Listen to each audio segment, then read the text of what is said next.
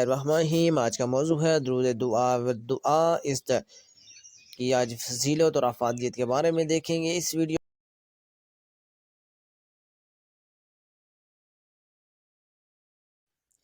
بسم اللہ الرحمن الرحیم۔ السلام علیکم تمام دوستوں، امید ہے عافیت سے ہوں گے۔ آپ دیکھ رہے ہیں ہمارا یوٹیوب چینل نگاہ ٹی وی 640۔ اگر آپ ہمارے چینل پہ نیو ہیں تو ہمارے چینل کو سبسکرائب کر دیں اور ساتھ ہی بیل آئیکن آل کو پریس کر دیں تاکہ مزید نیو آنے والی ویڈیو کا نوٹیفیکیشن مل سکے۔ چلتے ہیں آج کے موضوع کی طرف۔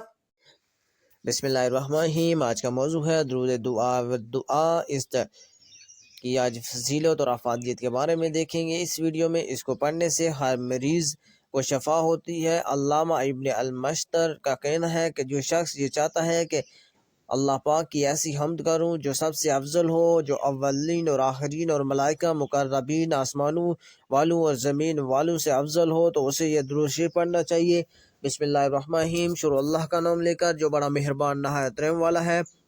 اللہم لک الحمد کما انت اہلہ فصلی علی محمد کما انت اہلہ وافعل بنا ما انت اہلہ فانک انت اہل التقوی اہل المغفرۃ۔